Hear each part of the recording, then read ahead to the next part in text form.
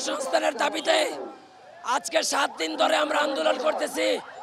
আমরা যমুনায় যাচ্ছিলাম প্রধান উপদেষ্টার সাথে সাক্ষাতের জন্য। এই নিয়ে 4 দিন আমাদের উপরে হামলা করা হয়েছে।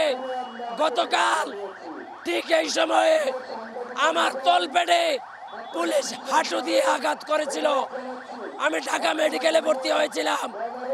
আজকে এসেছে, আজকেও তারা আমাদেরকে আটকে দিয়েছে এবং আমার বোনদের উপরে হামলা করেছে। এই হামলার তীব্র নিন্দা জানাই। আমরা দাবি আদায় না করে ঘরে ফিরব না, আমরা রাজপথে থাকব।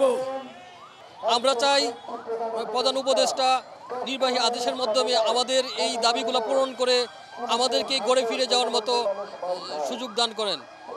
আর আমরা আজকে অক্টোবরের 19 তারিখ থেকে আমরা এই লাগাতার আন্দোলন করছি, কিন্তু আমরা যখন যমুনা যেতে চাই আমাদেরকে প্রতিদিনেই আমাদের পুলিশ আমাদেরকে মারামারি করছে, পুলিশ আমাদেরকে আঘাত করছে।